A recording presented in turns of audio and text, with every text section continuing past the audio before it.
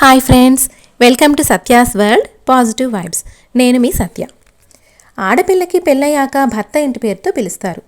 తమకి పుట్టిన పిల్లలకి కూడా తండ్రి ఇంటి పేరు, తండ్రి గోత్రం, తండ్రి వంశం మాత్రమే ఇస్తారు. ఇలాగే ఎందుకు పెట్టారు? 9 నెలలు బిడ్డను తన గర్భంలో మోసేది స్త్రీ, బిడ్డకు రక్తమాంసాలు పంచేది స్త్రీ, పురిటి నొప్పులు భరించేది స్త్రీ. మరి తల్లి ఇంటి పేరు వంశం కాకుండా బిడ్డకు తండ్రి ఇంటి పేరు వంశం ఎందుకు పెడుతున్నారు? ఎందుకు పెళ్లి తర్వాత ఆడపిల్ల మాత్రమే తన పుట్టింటిని వదిలి అత్తగారింటికి వెళ్ళాలి? ఎందుకు ఈ పక్షపాతం అని చాలామందికి అనిపిస్తూ ఉంటుంది, ముఖ్యంగా ఈ తరం అమ్మాయిలకి. మరి ఇలా చేయడానికి కారణం ఏంటో ఒక ఎగ్జాంపుల్తో చెప్తాను. ఇప్పుడు మనం ఒక మామిడి బీజాన్ని అంటే మామిడి టెంకని ఒక క్షేత్రంలో నాటితే, అంటే నేలలో నాటితే కొన్ని రోజులకి అది పెరిగి చెట్టుగా మారుతుంది, పండ్లను ఇస్తుంది. దానిని మామిడి చెట్టు అని, అది ఇచ్చే పండ్లని మామిడి పండ్లు అని అంటాం. అంతే కదా, అవి మామిడి పండ్లేగా. ఇప్పుడు అదే మామిడి బీజాన్ని ఇంకొక క్షేత్రంలో నాటినా ఇదే జరుగుతుంది. దానిని కూడా మామిడి చెట్టు అని, మామిడి పండ్లు అని అంటాం. కాకపోతే క్షేత్రాన్ని బట్టి పండు యొక్క రంగు, రుచి మారచ్చు, కానీ అది మాత్రం మామిడి పండే అవుతుంది. ఇప్పుడు అదే క్షేత్రంలో మామిడి బీజాన్ని కాకుండా జామ విత్తనాన్ని నాటితే అది చెట్టుగా మారాక దానిని జామ చెట్టు అని, అది ఇచ్చే పండ్లని జామ పండ్లు అని అంటాం.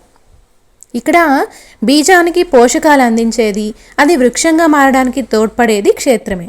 కానీ ఆ క్షేత్రంతో సంబంధం లేకుండా ఏ బీజాన్ని నాటామో ఆ బీజం పేరుతోనే ఆ చెట్టుని పిలుస్తాం. ఆ బీజానికి సంబంధించిన పండ్లే వస్తాయి.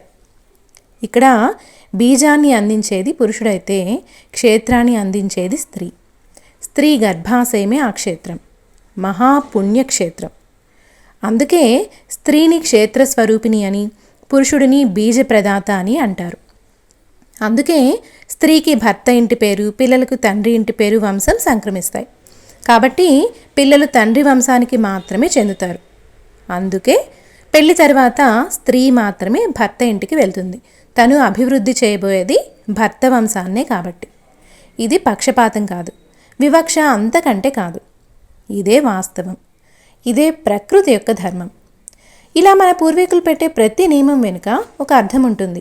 కానీ తరాలు గడిచే కొద్దీ ఆ అర్థాన్ని మర్చిపోయే వాళ్ళు, లేదా వాటిని మిస్యూజ్ చేసుకునే వాళ్ళు పెరిగిపోతారు. అందుకే అసలైన అర్థం మరుగున పడిపోతుంది. అదంతా మిస్యూజ్ అయిపోయి ఏదేదోగా మారిపోతుంది. సో ఇక్కడ ఆడపిల్ల భర్త ఇంటిని తన ఇంటిగా అనుకోవడం ఎంత ముఖ్యమో, తన వంశాన్ని అభివృద్ధి చేసే ఆడదాన్ని మగవారు గౌరవించడం కూడా అంతే ముఖ్యం.